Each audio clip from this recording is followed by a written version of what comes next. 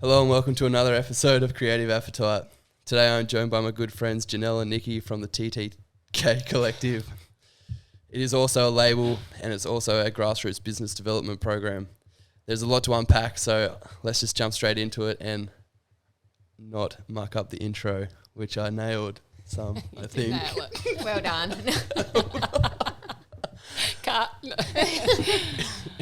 I think the last two episodes I've nailed the intro to an 80% degree. I wouldn't say it's 100% because I always seem to like either slow up my words or like somehow just get caught up in the fun, I think. Is what Yeah. No.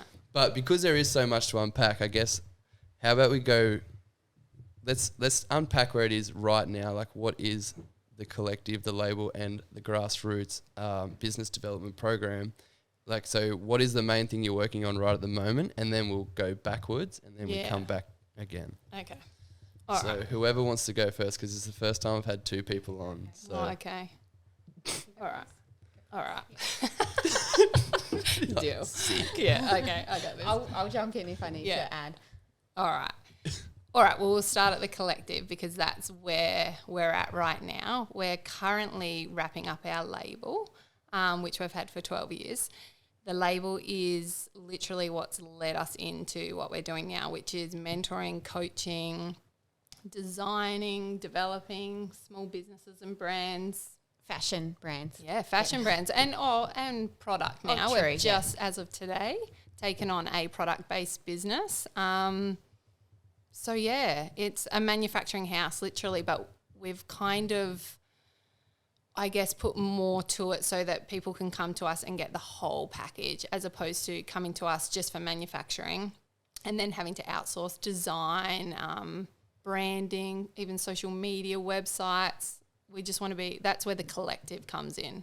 So it's kind of like a one-stop shop for your business. Yeah, one-stop shop. Yeah, when I had a look on your website, it seemed like it offered a different a different set of, I guess, like intensity on how you want to, like how far you want to push your brand or like how far you want to go if you're just starting out. And it definitely went from like the very, very basic beginnings to then if you were kind of already in the run and you knew what was going on, but then you wanted to take to the next level, you could then go with the whole package. Yeah. Which is actually kind of cool, I guess, from a clothing or fashion label perspective, or even just any business, I guess, because when you're first starting out, it's really, really hard to get your foot in the door, and I guess because you don't, like, everyone needs a mentor at some point in their business, but it's really hard to find a mentor, where this seems like the program that you guys are offering is kind of like a mentorship that you will get from all levels, whether it be from the basic starting or if you need to, like I said before, take to the next level. Yeah. Which is really cool to see, I guess, because I never started like even something like the podcast. There's not many people around in the podcast space on the Sunshine Coast, so you're kind of like on your own. Yeah. So well, you just have to figure it out. Yeah, and then you just start figuring it out, which is good, and it's good in some ways, but then bad in other ways because it takes twice as long. Yeah. Whereas someone who had a fashion label, especially if they wanted to do like something more boutique, I guess, they don't have to do the whole drawn out process of like learning, where you guys can offer something like that, which I think is really cool. Yeah, and it also cuts out a lot of for us, we did so much trial and error. And we're like this might work, this might work, this might not work. Whereas, and a lot of people come to us if they're doing their startup and they'll come with an idea and they just don't have a clue of like what's actually involved and what they should do and where they should look and what they should do. And so we help them as much as we can to like kind of cut out all that trial and error and use our experience from having the label for 12 years to make it more streamlined for them. And super transparent. Yeah, so like straight up with costings, like everything involved. Almost like brutally transparent, just so they have the actual reality of like this is what it's going to take to build your business. Yeah, I find that that's something I've been dealing with recently, not particularly that, but when you're offering someone advice and they've got this really great idea, but then you tell them the reality of how it's, and they're like, okay, and you're like, this is, even I had a lady or like a young lady wanted to start a podcast, and I sat down with her for 2 hours and I was like, this is what you pretty much need to do. Yeah.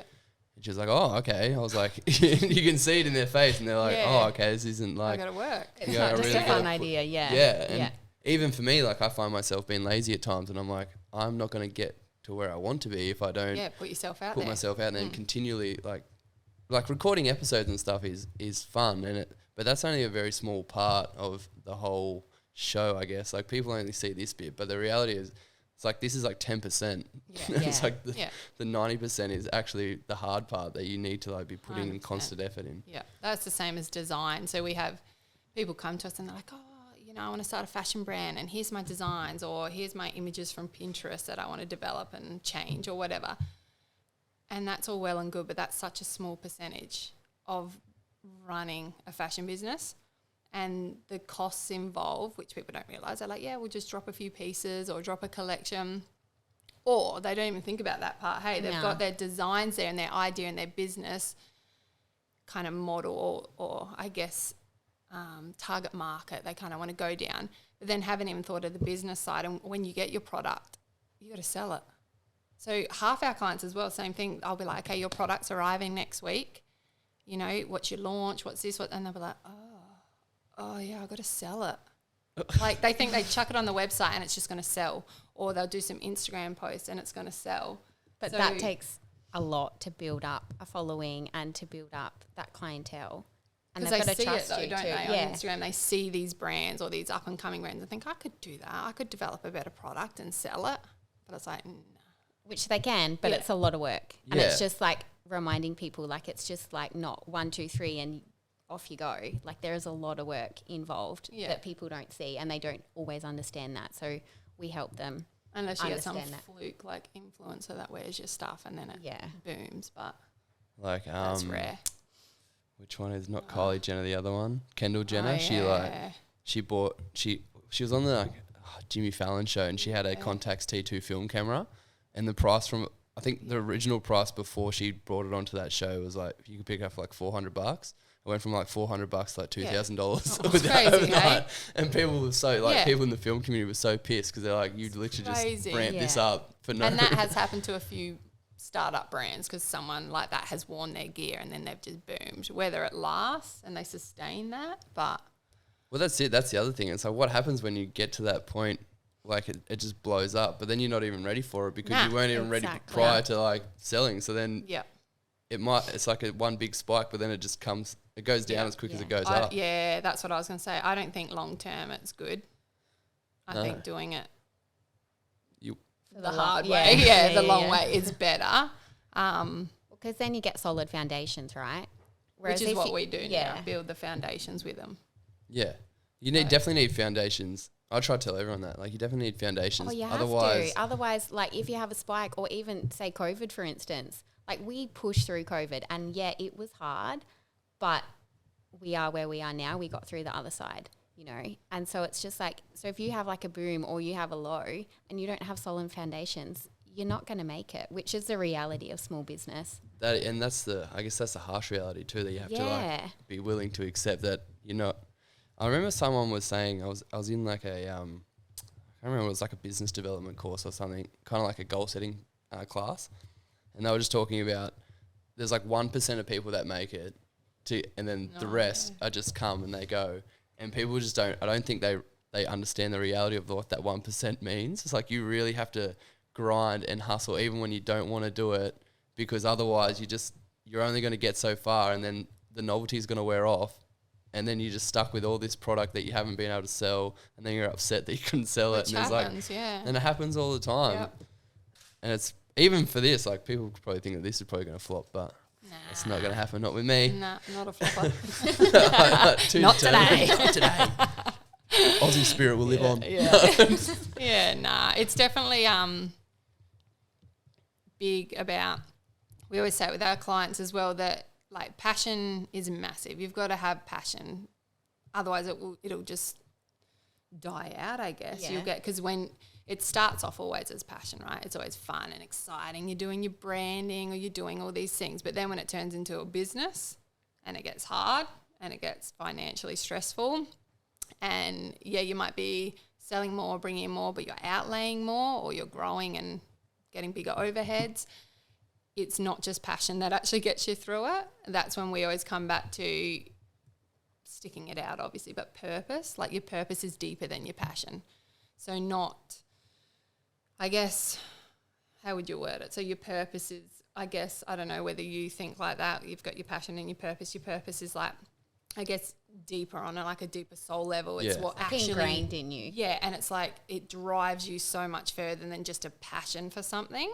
Yeah, your passion only lasts so long. It's what I guess, like, for, even like, you use the podcast for example, is like the whole point of the podcast is to provide a platform for people like yourself and everyone else, so that other people can listen and be inspired to like thrive, and you're like creating a community of people, of like-minded individuals, so that everyone can like feel a part of something. Yeah. So that to me is like the main, I guess, not the passion, but like the deep-seated momentum that I have. So when I'm feeling a little bit out of sorts, I always just go back to that, and I'm like, well, I may have influenced just one person, and by me letting that one person down by not continuing on is like a worse feeling than me just having one day of not feeling motivated. So it always like kicks me back up to like keep going and moving forward. Yeah, which you need that. Yeah, otherwise you will just quit.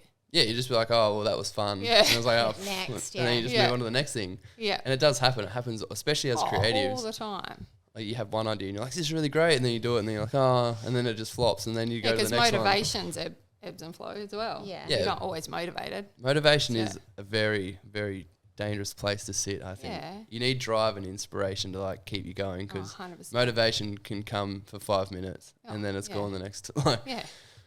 Yeah. What is your, I guess I was going to ask a question as you were talking about like, finding drive and stuff. What is like the business model and your like mission statement for people that would want to come and work with you guys? Or for the collective, I guess, because it's kind of changed. I guess it's shifted over the years. But I guess like our core, whether you call it our mission statement or not, but like our core purpose is we're very passionate about sustainability and producing ethically. So that's more so a passion than anything. But like it's the ladies, hey, in Vietnam. 100%. Like if they didn't have us. Yeah. Not that it's like, oh, we're the heroes or anything, but it's like it's like, yeah, we are. It's for them. Like, it's giving them. Like in COVID, right, when stuff got so overwhelming and we were just like, shit, like Vietnam full lockdown for like 6 months. They couldn't leave their house. Like, everything come to a grinding halt. So we just built this whole new business, leased a warehouse, and then boom, it stopped. And we couldn't get any garments. So our boutique was like empty. On the bones. Like, it was really bad. We were on the bones. We were like, oh my God. And then we're like, oh, well, whatever. It is what it is. But then we've still got a team over there of these ladies that rely 100% on us to pay them. And we were just like, oh, shit, we've got to pay these ladies. Like, and we were worried regardless about them. if they're working or not, right? Because they couldn't work. Yeah, they can't work. Like, they had army walking down the streets, keeping everyone in their house and stuff. That's so rough. It was insane. But that just drove, so we're like, we can't quit. Because it was like at that point, it was literally like, well, it's COVID, everything's shit, everyone's closing, should we just close? Like, it was at that point where you literally could just close. Yeah. It was like, oh, well, we'll just be another one. But we were so driven by, like, our ladies, we have to keep them going. So we kept paying them. We cut their wage back a little bit. We pay them really, they get more bloody money than us, really. They get paid. Seriously, we like added it up once and we're like, geez, pull the reins in a bit. But no, they're really well looked after. But so they weren't physically working. So we just paid them like a sustainable wage that they could get their groceries, look after their family. Yeah. And at the end of it all, when we started it fired back up again, and the collective, like, we just got clients coming to us like, can we start a brand? And we're kind of like, and it just started happening and evolving. So we started to hire more women, and that's when we're like, yep, we're doing this for them. Yeah. More than anything. Yeah. And it just creates for them, because a lot of them are unskilled, especially in COVID, like when they open back up and that again, there are your really skilled seamstresses, but then they would get in like apprentice ones, right? Yeah. needed work. We took a few seamstress from Nike, actually. Yeah. Because they all lost their jobs in Yeah. COVID, so we took them How on. could Nike not just pay everyone? Because they're dogs. Well, They are- that is- because Vietnam, they just shut down completely. And so to them, they don't care about the worker. People cancelled orders. That's so rough, Yeah. hey? Like Yeah. a company that big, which earns billions of dollars, Oh, yeah. can't even be like paying the people that literally make Yeah. all their stuff. No, because they would have Nothing. paid their CEOs Corporate and So stuff. yeah. bad. Yeah. That is Yeah. so bad. It's like, yeah, even our main manager, she came from, it was Gap. It was like the company that produces for Gap, H&M and all those. And she's now our full-time manager, and she is. Amazing. yeah, because thing. every like major brand all get their stuff made overseas, Yeah. unless you're like some unique Australian or like really high end fashion But brand. even that, then, like, half bring the them- yarn and half the stuff to Yeah. make it comes from overseas. yeah, right. So, So that's interesting. yeah. Yeah. There's like a whole nother Kettle of supply fish. chain. Yeah, Yeah. that's a whole nother kettle of fish. Like it's a lot. Yeah, so it obviously seems like there's a lot going on in terms of like if you wanted to start a brand and like even running a business, like you guys have just like discussed about paying your workers and things like that. So what would be something now if looking back on COVID like as a fail proof, fail safe, whatever that Yeah. what is but that one. No. You know, like that you would put in place to like maybe protect yourself next time if there was like a COVID incident. I don't know if you could. Yeah. Like it was so. I mean, everybody was affected by COVID on different scales, right? You know, everyone who was like, "Oh, we're all in the same boat." No one was in the same boat. We were all being affected, but We were all differently, right? There was no boat. Yeah. Yeah, which boat are you talking Which about? boat are you Thank in? I'm not in a boat. I definitely fell out. No.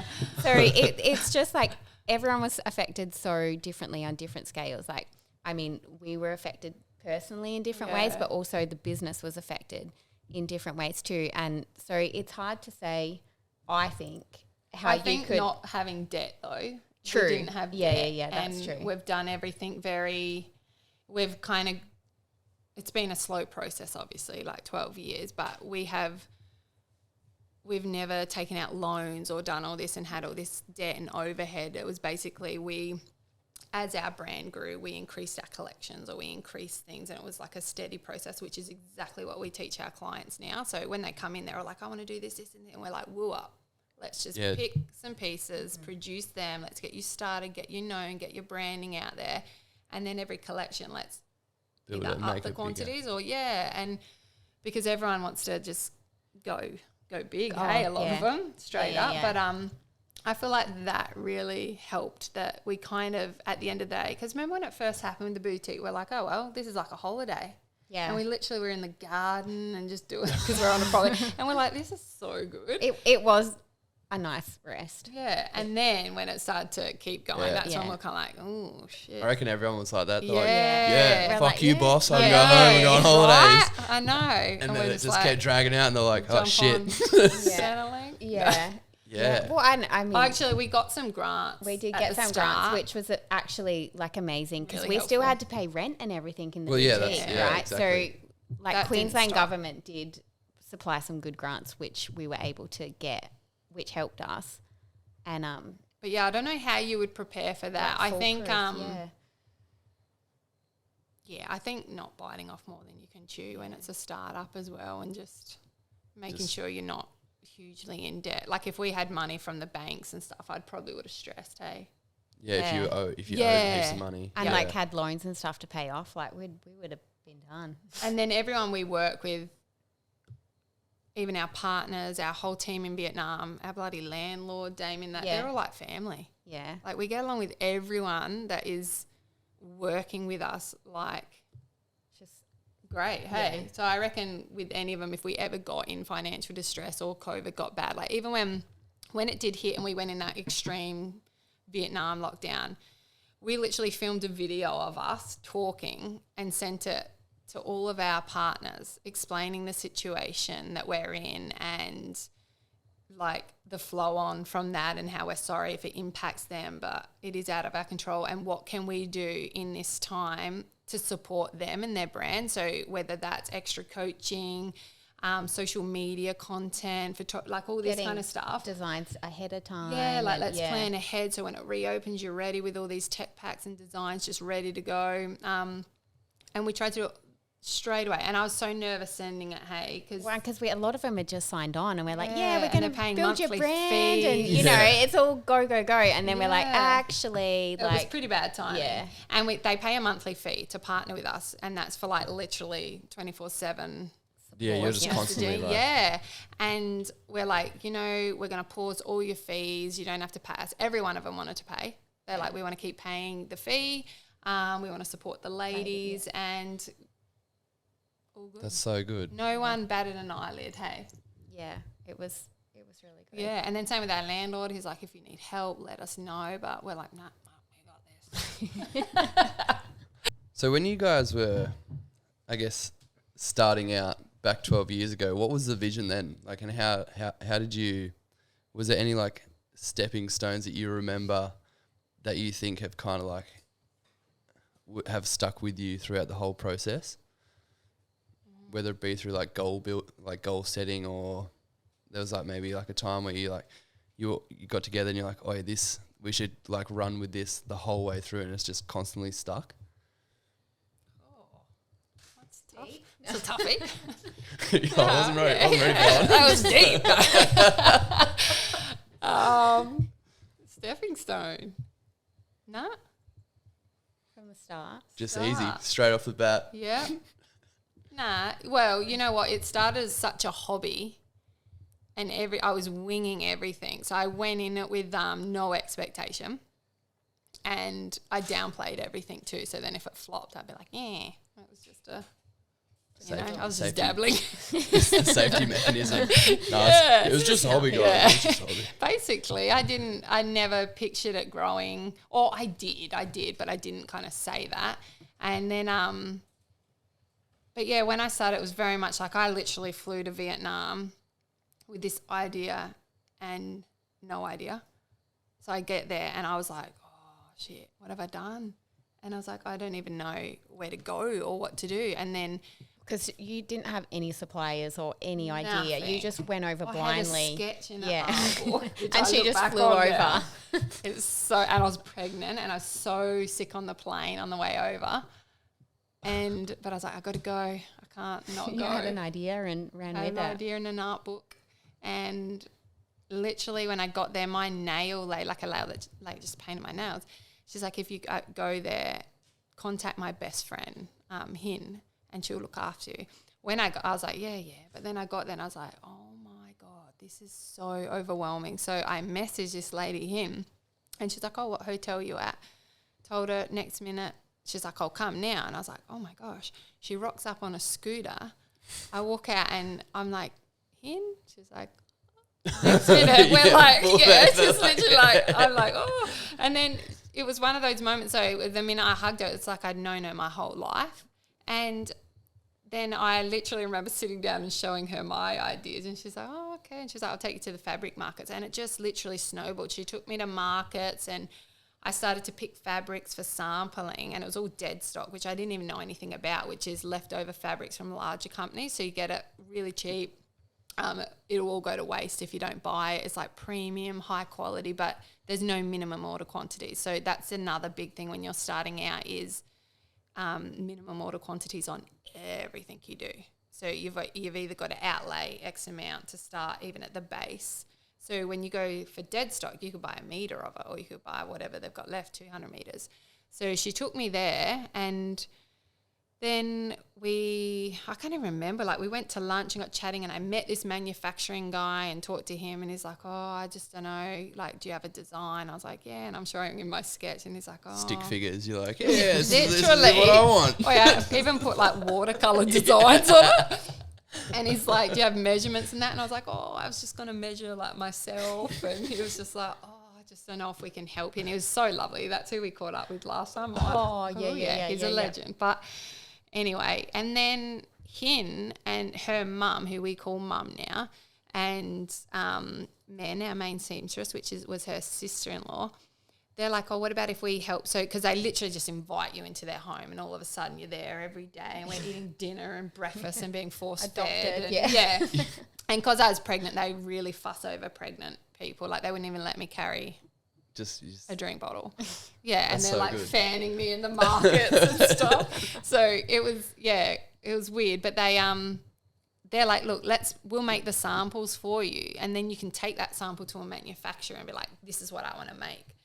And they made the samples for me, and then I had to leave, and they were still finishing some of them because they were all made to me. And then I flew home, and then they finished them up, shipped them to me, and I was like, when they arrived, I was like, oh my gosh, this is so good.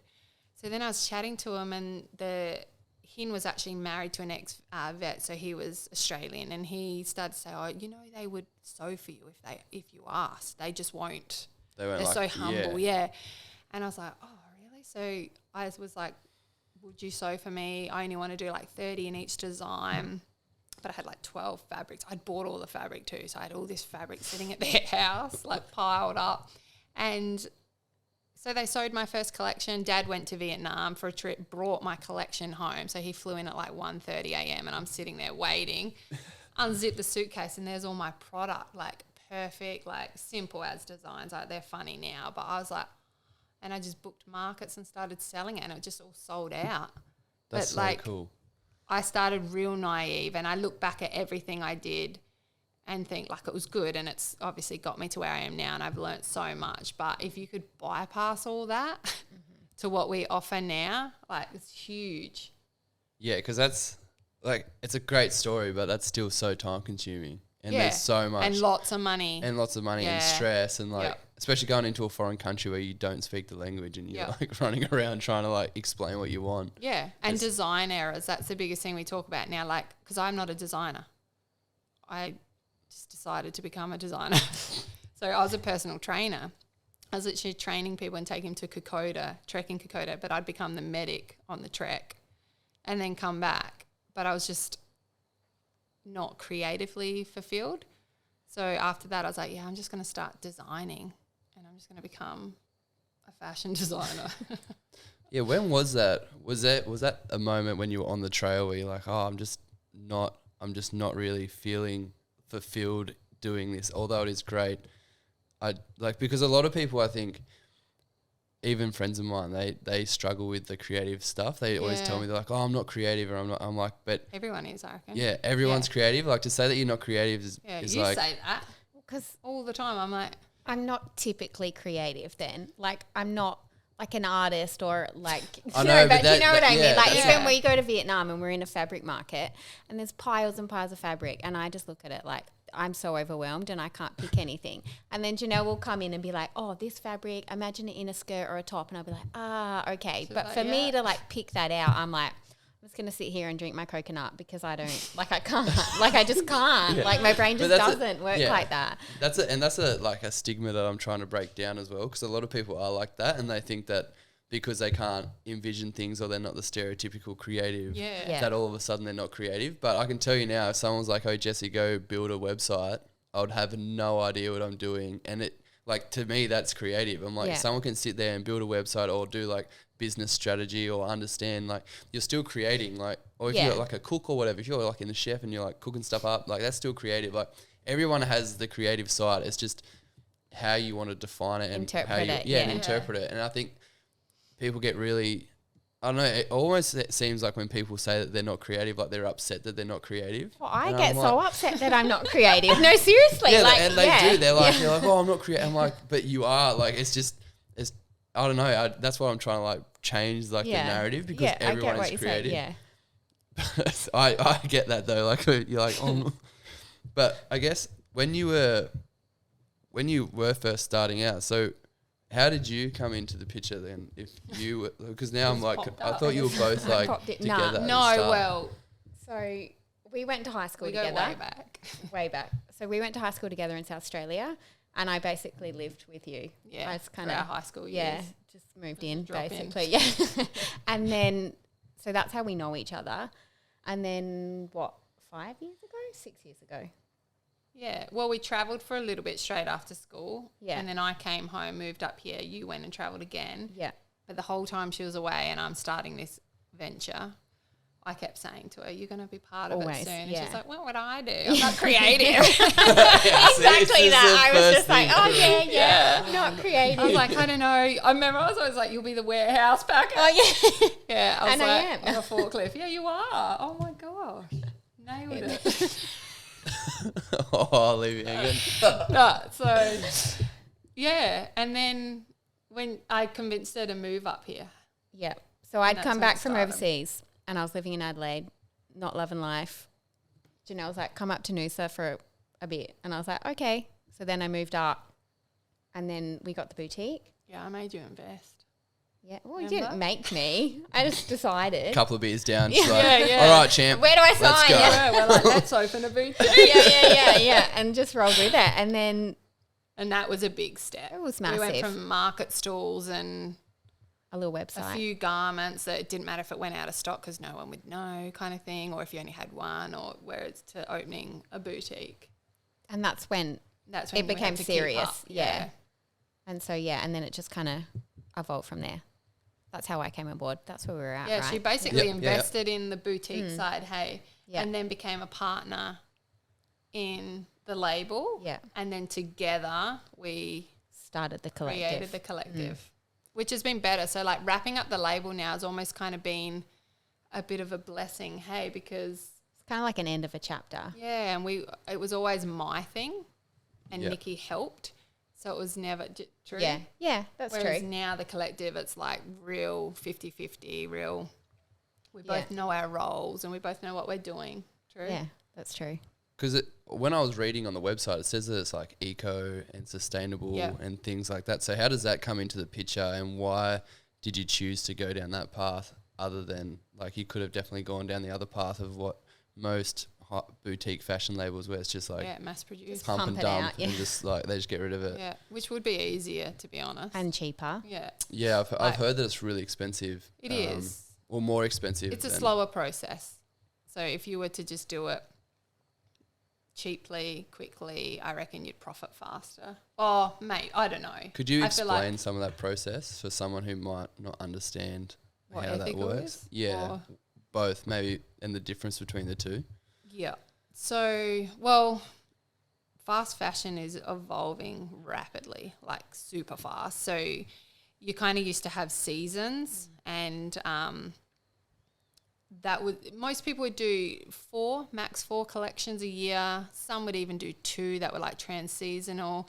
To now you're getting in one season 12 drops as opposed to one. So they're like micro drops. Like in a every sense. 2 weeks, it's just like new. Which is like insane. So you've got factories all over the world, including like UK and all that, pumping out clothing at such a rapid rate that they're releasing new products. They're called micro trends. So they're basically, the trends come in and out so fast.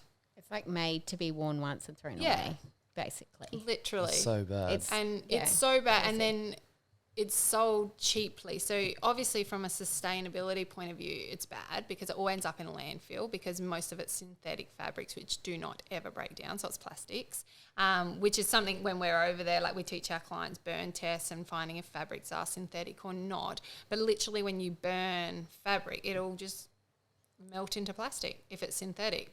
So Yeah. it's, and the turn, like, it was that company in the UK, and like it's a bit mind blowing because a lot of it, when you talk fast fashion and mass producing, people are like China, India, literally China. Yeah. Trump has ruined that word for everyone. Right? Hey. It's just like Every time. it's to the point now where like as soon as you say China in any in form, your head, you're just yeah, like, Trump's China. like, China. He's just like cooked it for everyone. I feel so know, for Chinese people. yeah. They're like, damn, like I know. We But, like, do it every time. Every you time. can't not. You He's, can't, yeah. oh, sorry, Chinese people. But that- Blame yeah. Trump. He's an arsehole. Yeah. Anyway, Yeah. Well, moving that's on. Moving right along. But that's what people think. Fast fashion, they think China. like Yeah, instantly. China, third world countries like Bangladesh, India. Countries Which that- it's not. A lot of it comes from the UK because there's a lot of refugees. refugees, and then they've got big manufacturing facilities, and they're literally making garments at such a rapid rate for so cheap. Like they can produce a collection from sample to production finish in 2 weeks, 12 days. Which is like insane. We can't even do a sample in 12 days. It's insane. Like it's Jesus. crazy. And then these people that are sewing, a lot are inexperienced because they just need you on the sewing machine sewing. So then you've got huge fault rates. So half the stuff rocks up and it doesn't last, or it's faulty, or it's this. So then you've got outlets and warehouses and stuff being burnt and dumped because it's just going too fast. You cannot keep up. But even like the consumer kind of expects like, oh, I'll wear it once, and if I wash it and it's shrunk or it's fallen apart, it doesn't matter. Yeah, it was because I cheap. only It doesn't expected to wear it once. Which right? is changing that whole mentality too. Is it not that because to buy an ethical and sustainable product, yes, it does cost more. However, it's going to last you a lifetime. So it's getting past that mindset as well, which a lot of people throwaway kind of culture still stuck in. Yeah. Yeah, I'm not sure. I don't really experience it much because a lot of my pieces are all like singular and you can't find them. Or if I do buy them, they're like one-off like statement pieces. So I don't really. Which is what we produced at the label. We never produced more than 60 of one piece. Normally it was 30. Yeah. And once it's gone, it's gone. A friend of mine, he owns a clothing label in England called Illicit Block, and it's all made and sourced, like the fabric sourced in London or like in England, and it's made in England, and they only make like a certain amount, and once it's gone, that's it. Yeah, that's good. And it's like really high end quality. Like you're gonna pay for it, but it'll last you. It'll last you, and That's how it should be. Yeah, and even like his branding, I guess, so we could probably go into branding as well. Like his branding is really interesting, the way that the only way into the website is when they drop you a code. Like you can't just access the website willy-nilly. That's cool. So like when there's a new drop coming out, then they give you the code, and then you can go in and like buy your stuff or whatever. Yeah. But then after a certain few days, then it shuts off, and then you can't access it again until the next one comes through. Yeah. Which is really cool. It is good. So how do you guys, I guess, deal with your branding in terms of, is it more focused on pushing like the ethical like message, or is there like different ways that you kind of target your audience and things like that? No, it'd be through the ethical for sure.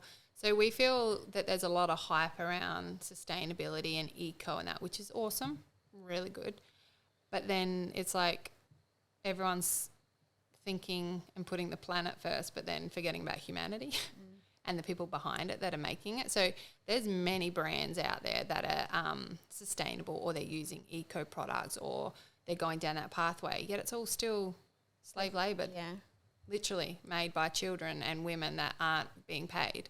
So that part's almost separated. So we always say, like, we like honestly believe sustainability and ethical go hand in hand. They have if to. you don't have both, it's Well, it'd be it's like it cancels each other. If you're sustainable but you're not ethical, or vice versa. which is how many brands though? Yeah.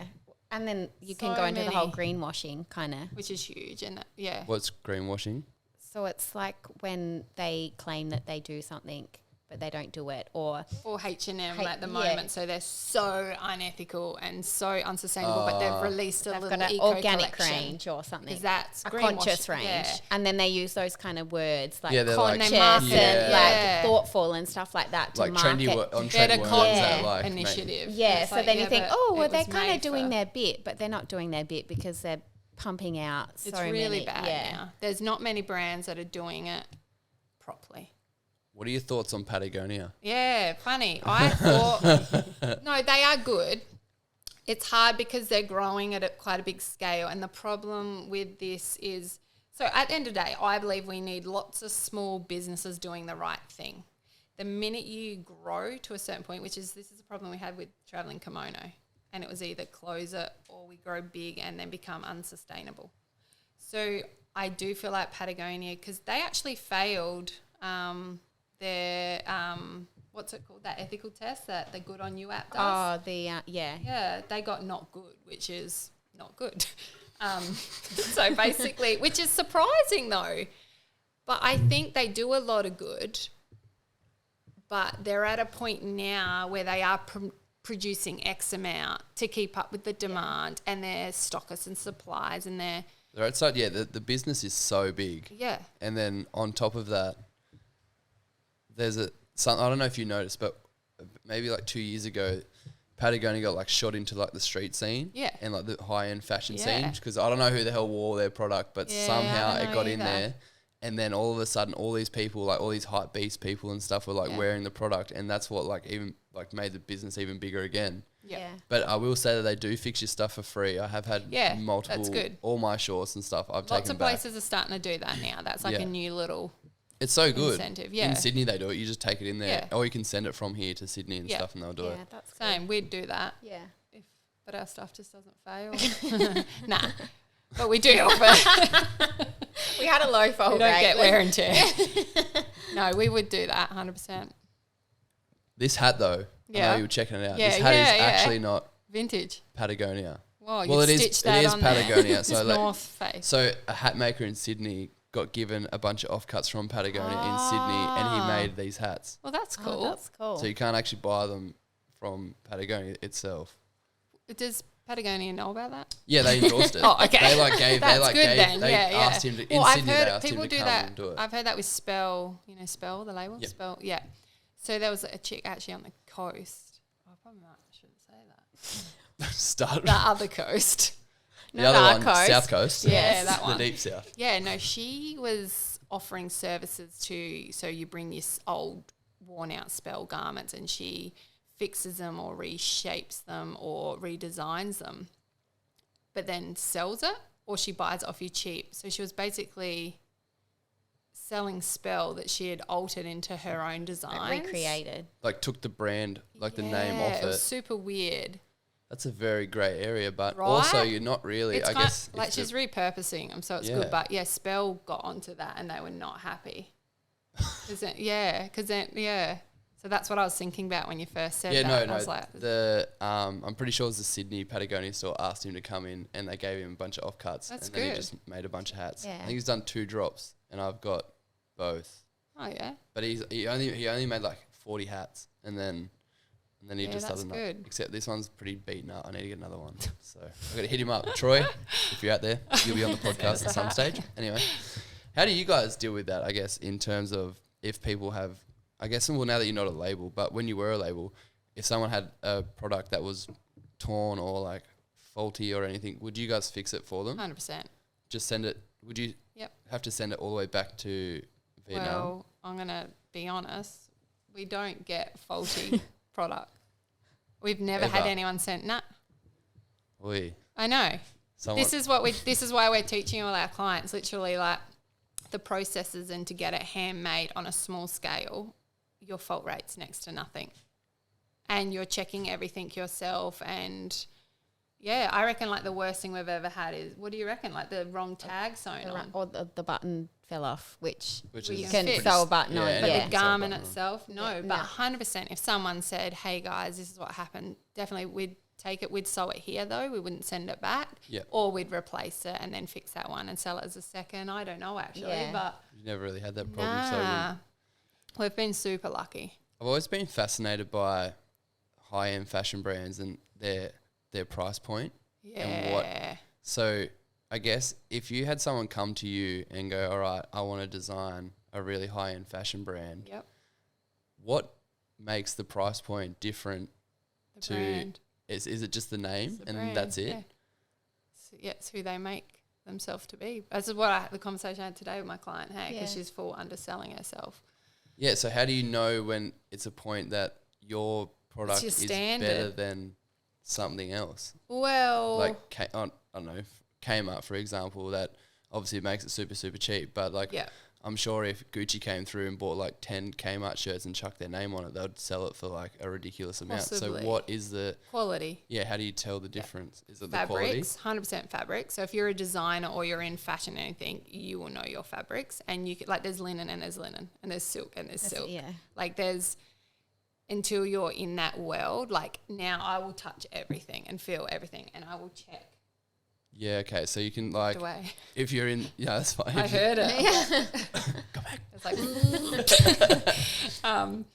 yeah, and I check things now, and a quality garment, and a quality garment will last. It'll wash and wear really well. Like it won't ball, and you could wash it 1,000 times. A quality garment, even if it says do not tumble dry, you should be able to tumble dry it because it's quality. cheap stuff shrinks, the Gets stitching comes stretched, yeah. undone. Like they use cheap technique too, so they'll just overlock it, stitch it, pump it through. Whereas proper quality companies or higher end brands will use certain stitches and certain literally widths between their stitches. Like it's a lot more technical to make a quality garment. Therefore, your price in manufacturing goes up. Fabric's pretty expensive too. If you buy quality fabric, it's expensive. It's often more than the manufacturing. But yeah, depending like how long a garment takes the seamstress to make, which is your technical side, will determine the price of a garment too. Yeah, okay. I did hear once, and I probably could be wrong, but someone said that I think it was a Gucci bag or a Louis Vuitton bag was made out of one thread or something to do with the stitching. I was like, that's some weird. So it doesn't come out. Yeah. Yeah. It could be. It I don't probably know. would I be have something no like idea that. when it comes to sewing or anything like that. Yeah. Yeah, no, it's there's definitely a quality thing there. But then there is a lot of good brands out there that do sell quite cheaply, that mass produce, that do have a quality product as well and could sell it for more. But they don't, because it's probably a more like quantity kind of thing they're going for. So where, I guess, when is like, does it become greed over? Yeah. So this is where like you Fashion's bad. Yeah, because like if you were someone starting out and you wanted to create the next Gucci, is that just your vision of greed and you're just trying to like? I believe so. Because surely you could make a product that was really high end quality for a reasonable, like for a price point that everyone can have, like can attain. Definitely. Because then that would be leading back to the whole eco and looking after the people that are making it, and then also looking after the customer that's buying it, rather than like the thing that I don't like at the moment is that the whole eco thing and all this jazz, all this trendy in thing at the moment is that everyone's into it, but no one can afford to get it, and the only people that can afford to live the eco lifestyle and things like that are people that have a lot of money. So then how is that changing the narrative for the everyday person or like the blue collar like family that can't afford to live like that? So then all they can afford is like Kmart stuff, which is super real cheap. But then you just blame the big companies, wouldn't you? Yeah. That's what I would do. Basically. I mean, it's all relevant. Like, unfortunately, I feel for the people that would love to purchase. I mean, heaps of our customers that only purchase in a sale. Yeah, I've heard that. They'll never pay our full price, and that's totally fine. We have that same ones like, Kirby. Literally, we throw a sale, she'll chuck 20 things in her cart Straight and up. buy. Yep. Yeah. And she's said to me before, I think she's on an army pension or something, she told me. And we always chuck something in there for her, or Yeah, she's a legend. yeah, she's awesome. But we've got heaps of customers like that, and they cannot afford our full price garments as much as they would love to, but they jump on sales. But unfortunately, to do something ethically and sustainably, there is a price tag. Yeah. And if you want to be a business that actually can survive, you have to put your margins on it so that you can. Well, that's like the other side that people but there's don't a greedy understand. margin. Yeah. I think there's a point, and we say that we look at stuff now. Even when we went to Brisbane not long ago, like looked through boutiques, and we're looking at the quality of some of the garments, which were worse than our stuff, and their price tag was 5 times ours. Yeah. And in our head, we're literally like, it's criminal. Yeah. Because it's all profit, because there is no need. It's a brand that they've decided has a certain value. And if you want to be part of that culture or that brand, you must pay that money. So it's like an elitist. It's like, it is like an elitist like status that you have. It is. Which I think is so stupid. Yeah. But that's fashion. That's the fashion But then world. that's fashion. So like it's. Yeah, the fashion world, like as in the big fashion world, is, I reckon, dirty. It would be a nasty world to be in. Yeah, I couldn't imagine it being a very nice place to be operating in, especially with those high-end fashion brands that have been around for a long time. Yeah. It'd be very snake-like mentality, I think. Yeah, for sure. So I guess because your brand is like nothing like those brands. So just touching on that customer that you were talking about who buys all those garments, is that a lot of your customers? Like you get a lot of like people that come back consistently and. Oh yeah, that's what's helped us survive. Hey. Yeah, we have a lot of loyal. Huge return customer rate. Yeah. are they mainly all in Australia? Yeah. Oh, we have a couple. Canada. We have some solid followers in Canada. Yeah, they're the same ones though. Same thing. The minute we release a collection, they'll jump on and buy. Yeah. That's why like your email marketing is huge, because the minute we get a new colour or a new drop or whatever and we send out that email, you could pick the first 10 buyers. Yeah, True. 100%. They're just like straight And then onto like it. if We they know haven't some of our purchased, we're customers like, like, how come mate. she hasn't purchased yet? And then ding, it'll come through. We're like, oh, she just missed that email. Like, do you And know what I I mean? voice message them all. straight on. Just Yeah, like, don't know, all our Yeah. customers, they'll ask Like questions. friends I'm on like, Instagram, hey. yeah. And now I chat to them all the time, and then they'll be like, hey, now, do you have this in stock? Don't know, I'm from a bar soap. And I just chat to them all the time. That's so good. I don't know if you've heard of the brand Jolie Femme. Yeah, I have. So she's a good friend of mine. Yeah. And her boyfriend's a good friend of mine, and then naturally she's obviously become a good friend of mine. Yeah. But I had her on the show, and she was just chatting about. She follows us on, because she makes her. Yeah, like, she makes them vintagey- out of, Yeah, she bed follows sheets. us on the collective now. Yeah, she's Yeah, so cool. okay. But the same. It seems to be this thing on the sunny coast at the moment where everyone's like, doing like the eco thing. But Yeah. I like her style or her take on it, where she's actually going and buying bed sheets and like turning them into dresses and things. I'm like, that's so creative. Like that's such a. I would never have thought to like turn Well, like it's fabric. upcycle that. Yeah, it's like lots of fabric in Yeah. sheets. Is there any like not this is kind of like a cliche I guess question, but have you had any like customers come through in the program that you could like mention that has had a good success, maybe to like solidify to a listener about what am I trying to say? Like someone that's done really well and it's purely off the fact of your help through these classes. Does that make sense? That was a really long-winded Well, they're all question. they're all sorry. startups, really, aren't they? And they're all in the kind of initial phases. But there's a really good one launching soon, which I wish I could. Yeah, you'd love it. Actually, it's like We'll talk about it after. streetwear, kind of Yeezy, kind of. I'm really excited for this brand. It'll be a good one. We've just finished his branding as of today, and he's gone into second round of sampling. But that's going to be really cool. But most of our brands, they're all startups. We've got Figgy Boutique, Figgy the label. She's down New South Wales. She's pretty cool. She's how old would Figgy be? She's older. She's 50s, so fun 60s, to work with. 50s. Yeah.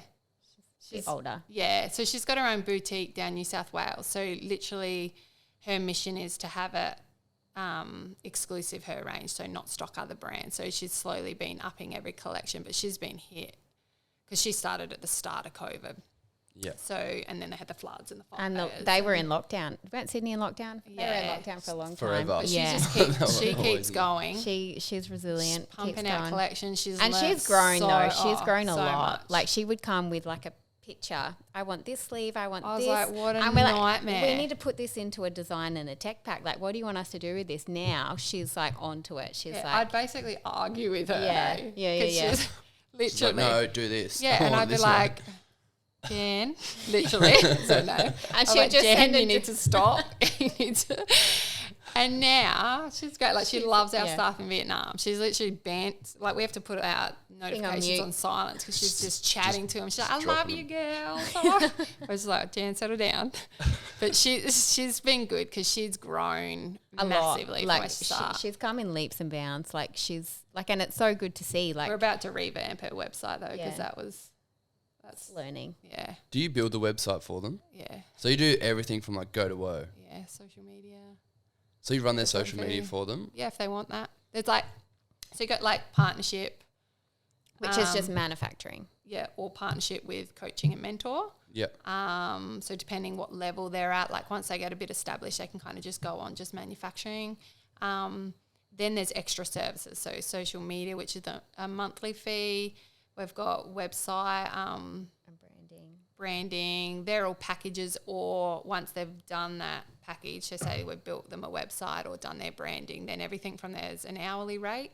So if they want us to do a refresh or, you know, anything like that, we do all their swing tags, size tags, packaging.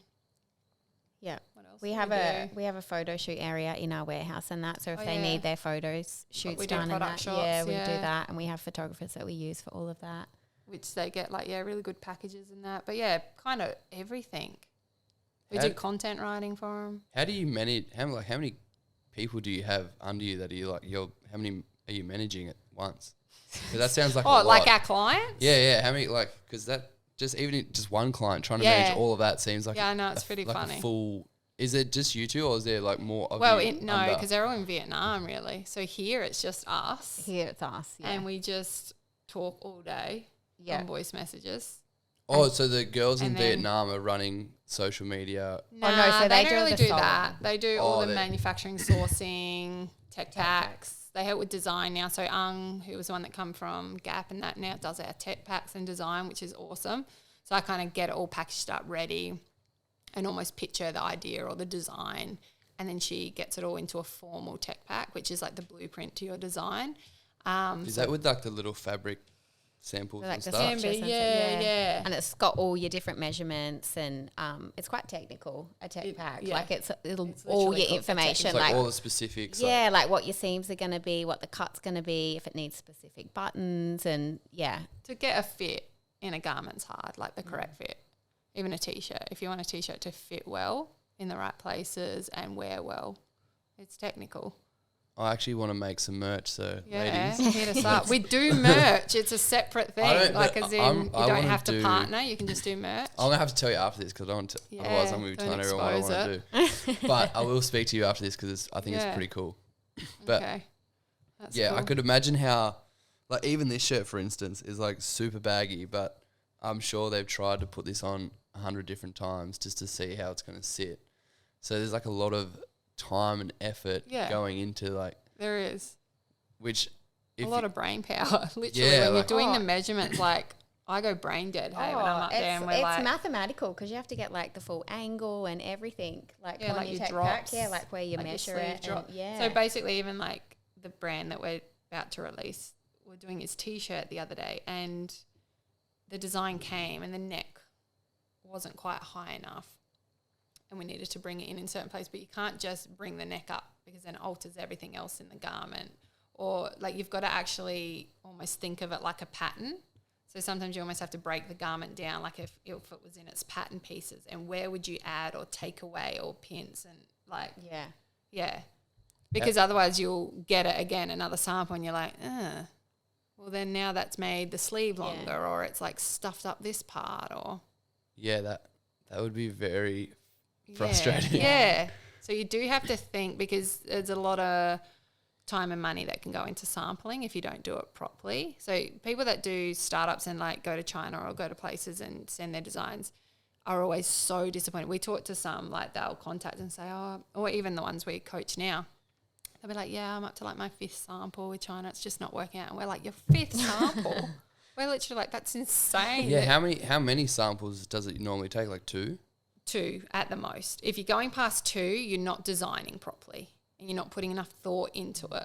Unless you're designing something super technical that needs a bit of back and forth because you're almost reinventing the wheel on something or coming up with a really unique design. But otherwise, you shouldn't go past 2. See, I was talking to someone about like fashion shows and things like that, and they were saying what you see in a fashion show is like the Ferrari version of clothes. Like they're not trying to sell that particular style of clothing to you. That's just like the art show. Yeah. And then no one would wear that. Yeah, no one would wear that. Yeah. But then they like then they take elements of that and then they bring it down to like normal clothing and so on and so forth, and like keeps going down in levels. Yeah. That's like your high end fashion. Yeah, like this is like big high end where they're wearing like ridiculous like things bubbles on them. You're like, what the hell are they doing? Like and I always wondered about that because is that just for like a visual aspect, like kind of like a walking painting? I don't know. They've gone extreme. Some of it's disturbing. Yeah, I'm like, what is? I just don't get it. Again, that's the high end, like crazy, kooky. Yeah, because I thought like you, like because you ladies obviously in fashion. I was like, what would your take be on that? Because I've always pondered on that. I'm like, I don't know. I don't really understand. It's almost like a joke. Some of it that comes out. Like like they're taking. I think it is. It's attention, like because people it gets tweeted and posted and shared and talked about, and then people are like, what is this brand with the bubble suit? Or like the Met Gala? Yeah. And some of the things Yeah. that they're wearing. Yeah. Like Jared Leto, Yeah. that thing that he was wearing, Yeah. the most recent Yeah, one. I yeah. was like, bro, you're going to poke your eye out. Yeah. I know. That was crazy. But yeah, I don't know. That's just fashion gone too far. I feel like it's just out of my league. Hey, it's not. Yeah. I guess it depends what part of the fashion world you want to be in, whether you want to be in the more making change and more day-to-day fashion for, average Joe Yeah. Blows. As Yeah, opposed everyday to- fashion Yeah. versus something you're never going to wear. Yeah, you'd never Ever. see someone walking down the street wearing that ever. No. Yeah. Well, even some Ever. of our stuff, like I'd get really excited about design, with dresses and that, and I'd really want to do stuff or produce it. And then I was like, we're not going to move that. Like, it's just not our. So I'd have to pare it back or. Yeah, I guess that's like another thing about branding as well, which I didn't really notice until the more this podcast goes along. It's like eventually, like just specifically for this podcast, is that eventually it's not your idea anymore. Yeah. Like it's your idea at the start and you're pushing this thing and it's all Yeah. popping. But then once you grow an audience big enough, you're then catering to your To them, audience. yeah. And then everything that you want to do kind of like goes out the window. 100%. That was our But brand. it's going to be through the lens of what they Yeah, want. yeah, Right? it's like That it's was our just brand. then you're like I molding. got bored. I think that's why the collective has started too, because like I love what we built with the label and it was doing so well and we just decided to pause it. But I was bored and was producing what I knew sell and Yeah. always sold out, because some of the stuff I would do and absolutely loved wouldn't move, and I'd be really disappointed because I'd be like, what? This is like the best thing I've ever produced.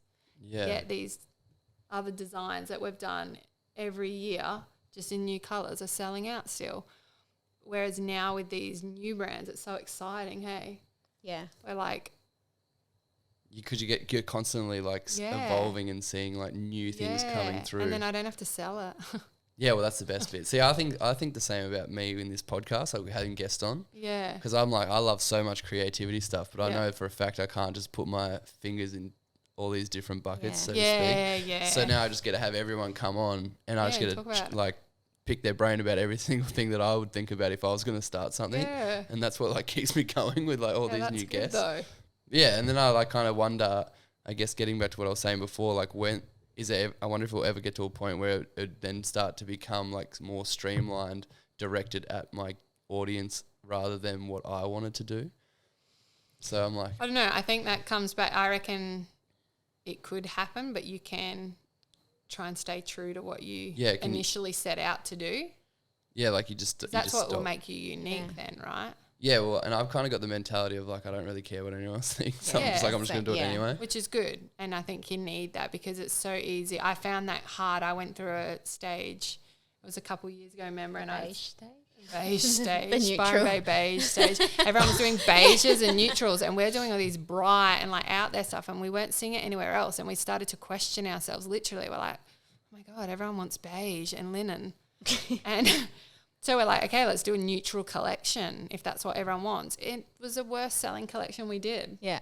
And then we went back to what we wanted, yeah, should and I stay true picked to. whatever I saw that I'm like, yes, let's do that in this and that and that, and like gingham pants and this, and it sold. So that was like a wake up moment. Hey, we're just like, okay, let's just stay true to what we're doing and try and filter out comparing ourselves to. If that's the same fly that keep literally that I reckon it is. That fly was in the last episode and he kept like flying past the sign and stuff. To my lip. Yeah, I don't know. He just wants to be a part of it. I'm all about it. Oh god! I'm gonna I'd have put to him name on. him, mate. Put him on Call the him Timmy or show. something. Timmy the fly. Timmy's in. Put in.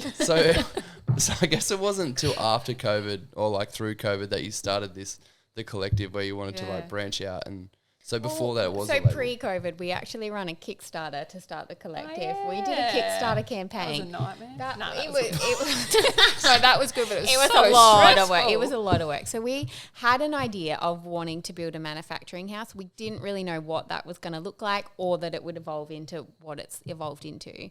So we ran a Kickstarter campaign just to kind of get it going. Kickstarted? Yeah, kickstarted. And then we reached our goal, which was awesome. Which and was then 40 grand, which seemed so big at the time. That is a lot. Well, to me, Yeah, that's well, now it doesn't seem. We're all like, Yeah, what that- did that get us?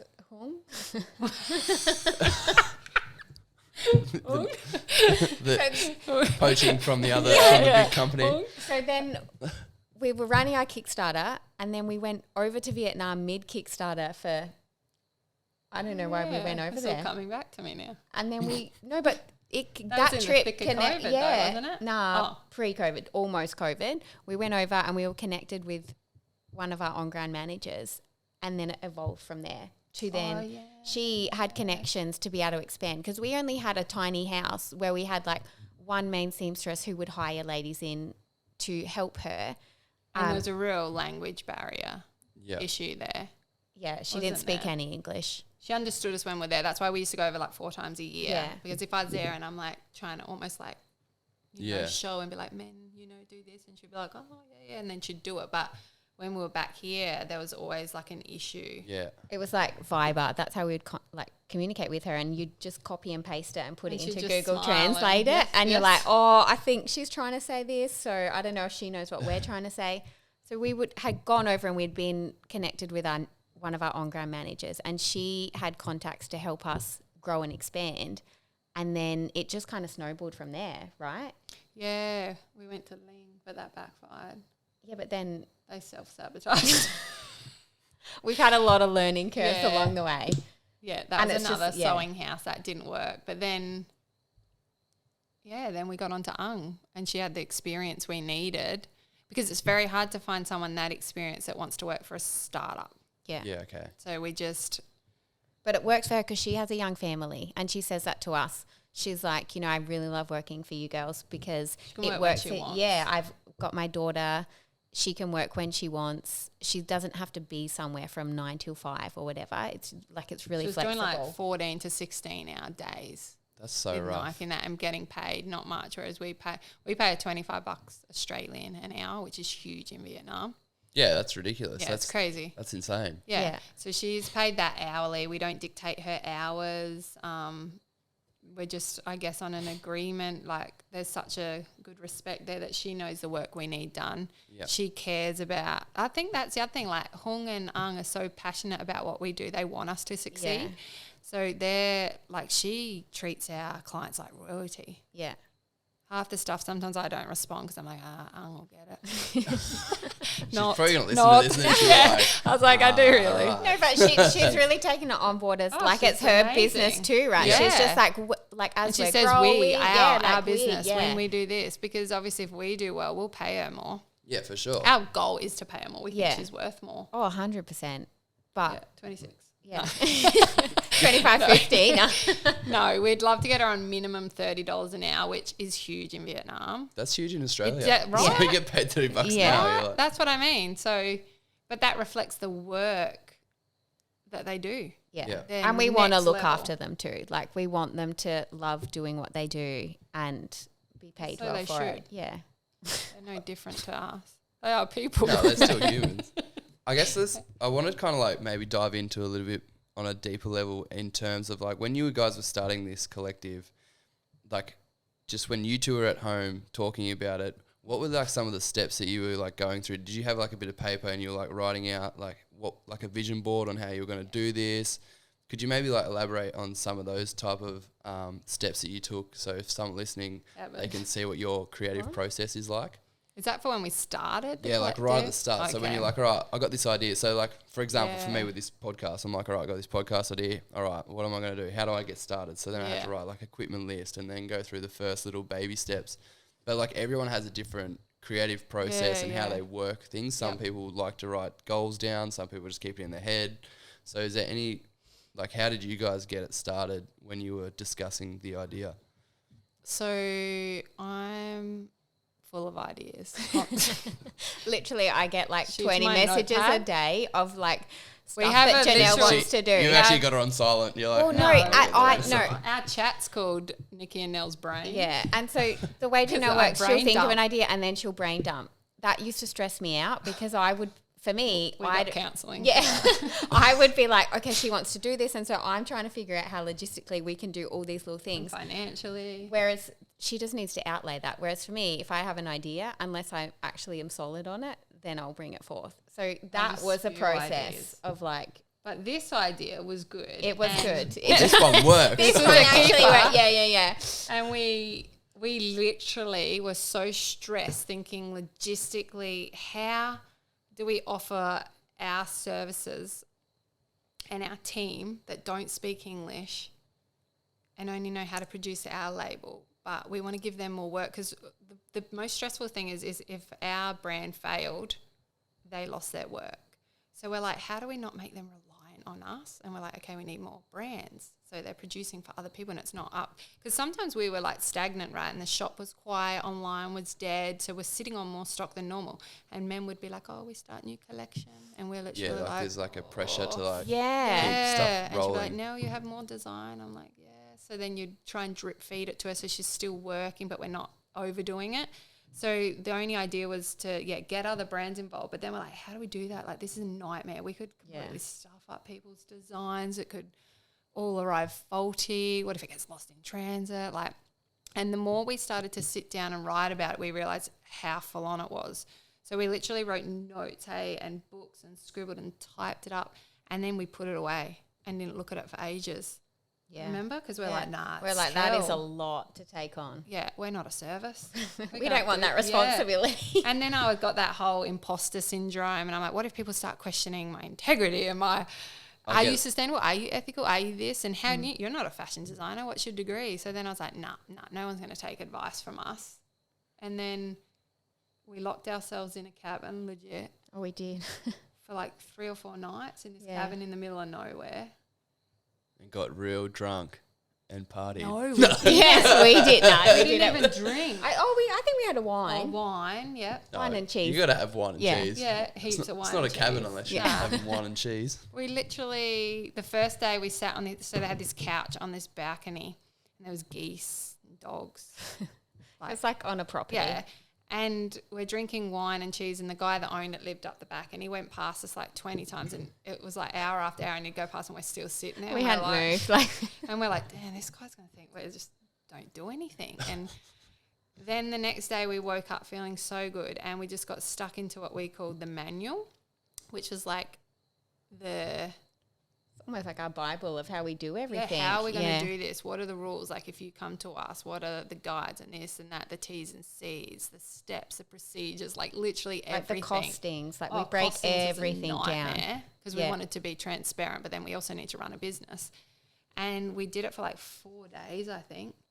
It was a long time. And we're going to do it again soon, aren't we? Because we're going Update. to update the manual. So we're like, book a cabin. It's the only way to do it, because I got 3 kids. It's a nightmare. Yeah. Trying to do any of that kind of stuff where you literally need to be in this zone. So basically, going back to your question, we mapped out what do we want to offer? Like, what's the point of this business, and what are the services we want to offer? And then how do you logistically do that? We got our first client, and we basically rewrote our whole contract after that, because we nearly shot ourselves in the foot big time. She was a nightmare. It was a bit of a guinea pig, but it was a good learning curve for us. We learned so much. We got a lawyer and got us to do legitimate contracts and all this proposals. Just really like, We were like putting the steps in place. yeah, Yeah. because It if we backfired hadn't, big yeah, time, hey? yeah.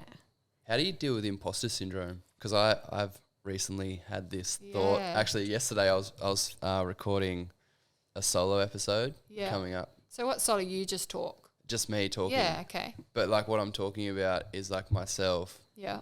So then I was like, I don't even know Yeah. if people care Yeah. about me. That was the first thought that Yeah. I had. And then I was like, I talk about a couple of other things about motivation and inspiration and things like that. Yeah. And then I was like, wait a second. I was like, just had this whole like imposter syndrome thing come Yeah. over me. And I was like, I don't even understand, or like, I don't know if people are going to resonate with what I'm talking about. But I think one of the ways that I kind of got over it was, I was like, well, if people are already listening to the podcast, I'm obviously the main like person who's constantly there all the time. So I was like, eventually, one, they're either going to just have to deal with it because it's going to come out anyway, or two, they might be able to resonate with it and might relate to it, because I guess like I feel like I've got enough to say and I have enough knowledge across the board to like give out advice, and it's only personal advice on what I've done personally. I would never give advice on like building a clothing brand. I have no idea. Like, Yeah, so yeah. I stick in my lane, so Yeah, to speak. which is important. So it's like learning how to like tell your brain to be like, you're doing what you're meant to be doing because you're in your lane. Yeah. So I guess well, no one can question that then. No, but I was like, how did you guys deal with your? Well, I don't know if you felt like I still or get were you it, just don't like I? I don't I think care. it's not so much a constant battle. It's just It just comes up every now and again. Yeah. I think when we get like we've got some bigger clients that have come on board that are really, really well known I'm talking like Noosa. The Noosa bubble. Yep. And if we can build their brand, it's going to be sick. But yeah. I was so nervous before it. So we offer a 2-day intensive, and the 2-day intensive, I've put this price on it because that's what I think it's valued at. I sit down with you and I build your brand from nothing. So your everything, your logo, your colors, just everything, your purpose, your mission, your design.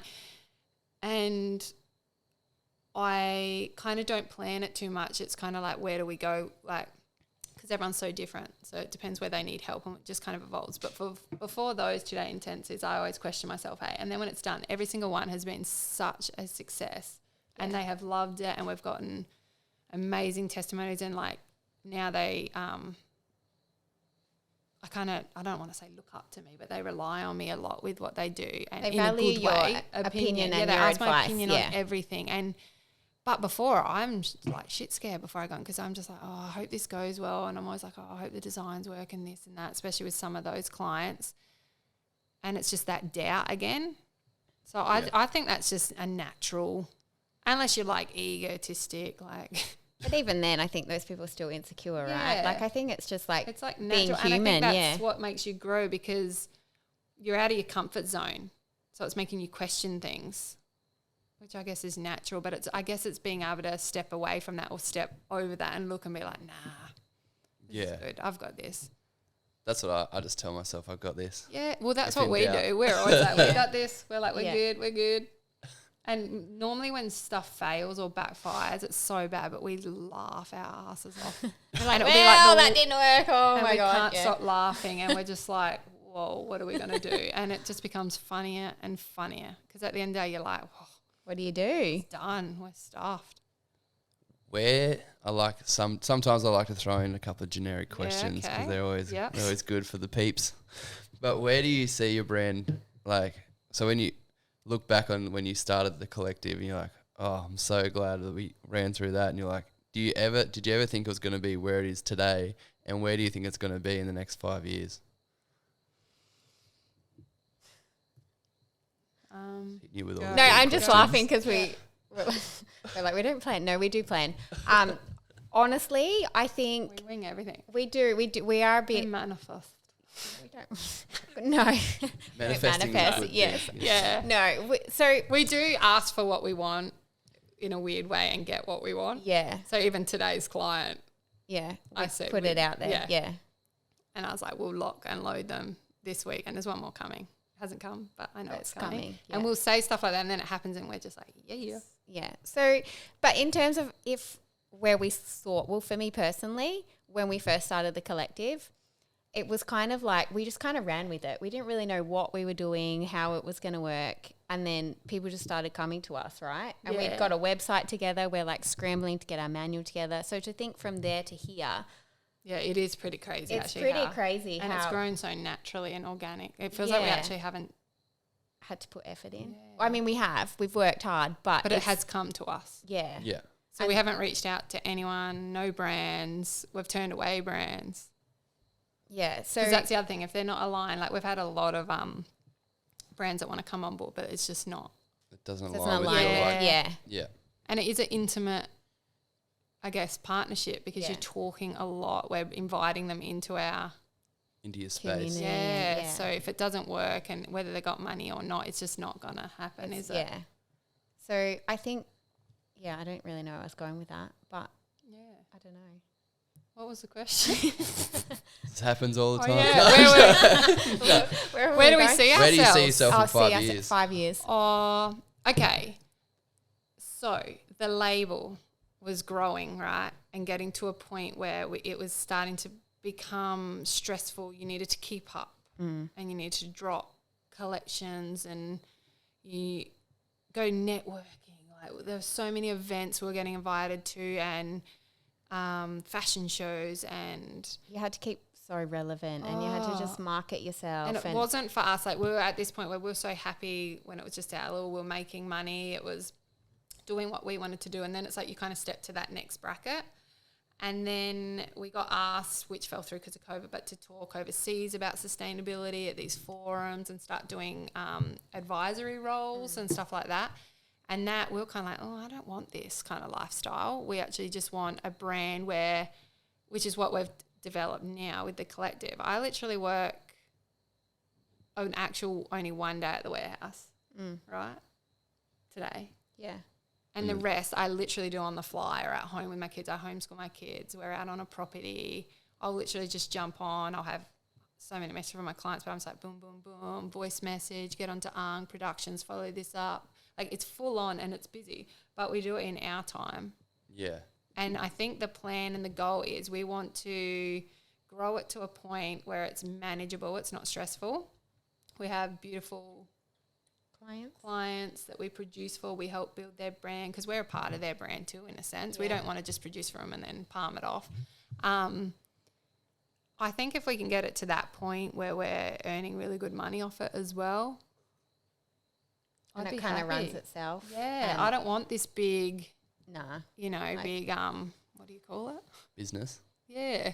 Empire. I feel like a lot of people are striving for that empire and, what's this figure, like 6-figure income. I know, everyone seems to be talking about that right now. It kills me because a lot of it. 10 days. Yeah, like, and you're like, come on. Whereas like, who's sitting there believing that? Yeah. Right? Right. Because if you're getting 6 figures or you're getting these figures, why do you need to talk about it or promote it or help people? And a lot of them people that are like, oh, we can help you get this figure, they're not even getting it. So I know. I don't reckon anyway. That's more concerning. Yeah, and there's coaches left, right and centre. There's I think now we just don't, it's not about building an empire. Now it's about building a lifestyle with a business that we love. Like we show up to our job and we love it. We have a ball at the warehouse. Yeah. We crank music. We're authentically ourselves in everything we do. Yeah. Every story we post, every customer we meet, every client we meet, because at the end of the day we're like either it works or it doesn't. They either want to come on board with us for who we are. Yeah. Because I'm very straight down the line as well. When I do my coaching, even today, we had her mum there who's like old and I got along with her like a house on fire at the end. And they're like, we can't wait to start working with you. And we want that relationship, not where we're trying to be this professional, like this is the service we offer and this is how we do it. Because this is us and this is you. Like Instead, it's like all community based. Yeah, like we catch up with our clients, go out. Probably shouldn't, but we go out drinking with them. We're like, is this professional? Oh, well. Yeah, Nickie's like, she's like, it's our client. I was like, it's okay. Everything's fine. She was just like, yeah, but it's our client. I was like, it's fine. It's like when you were a kid going out with the teacher. Probably shouldn't be doing that, though. So why not? I know. But it is because I guess that's a relationship we've built with them and that's how we want to keep it. And if we can keep it going how it is, work how we are working, keep building our team and earn good money off it. Yeah. Perfect. Happy as. Yeah. Well, I think that's a good way to wrap that up. But before we jump out of here, lovely ladies, there's 2 things we like to do. Well, I don't know why we say we, as in it's only me. So there's 2 things I like. Yeah, like my whole team that's sitting behind me right now.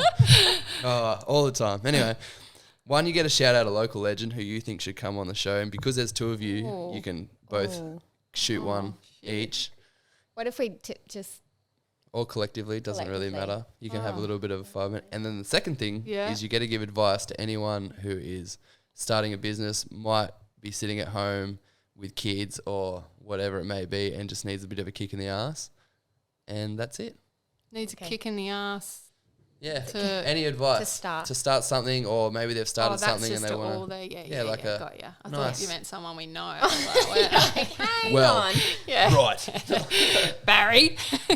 No. Local legend. Oh, local shit. That's I don't know. Like, who would you think? I don't know. Anywhere from any form, just any creative, anyone that you think should come on and tell their story. I thought that too. Yeah. Fernanda. Fernanda. Fernanda. We choose Fernanda. We vote Fernanda. We volunteer you as tribute. Yeah, she's cool. She's an artist. She does candles, but really cool candles. Like they're like kind of bubbles, and she does paintings, and she's awesome. Perfect. Yeah, she's really cool. Fernanda. And they're just starting because I'm out at Kadanga now, and she's just moved to Ambermore. I know, and they're opening a little pizza place down there. Her and her partner. Like she's an ideas woman. Yeah, she is. Yeah, cool. Full of ideas, but she'd be good. And then, what was the other thing? Advice. Oh yeah. Oh God. Well, my piece of advice, because I'm. Here we go. go. Okay, no, because. Right, get your notepads out. Take notes, guys. No, okay, because I'm more of like a warrior, and I need it. Oh, I thought Like you structure. meant like warrior. So I am that too. She was like, yes, Nikki, you back yourself. I'm that too. I'm a warrior and a warrior. No, but if you're gonna start a business, like it's hard work. Like a lot of people like, I want to start a business and it's all fun, but honestly, like it is so stressful, and it is all fun and games, but it is like when it comes down to the crunch, like it is hard. And you need to be able to back yourself, and you need to be able to have support people around you, because when it gets hard, like you will fall on your ass. And a lot of people don't tell you that. You need a community, a support group. Like, and you just need to be able to be like, are you in it for the long haul, or is this just a fun idea? Because if you're not in it for the long haul, I'd say don't do it, because business is hard. Anyone who owns a business, I respect them 100%. And it's just something you just don't. It consumes you owning a business. Oh, yeah. Right? Well, people always say, like, how did I keep going for 12 years even with the label? 100% because of Nikki. Because we had that. Yeah. We fell back on each other. And when stuff got scary or hard, we're kind of like, laugh. Yeah.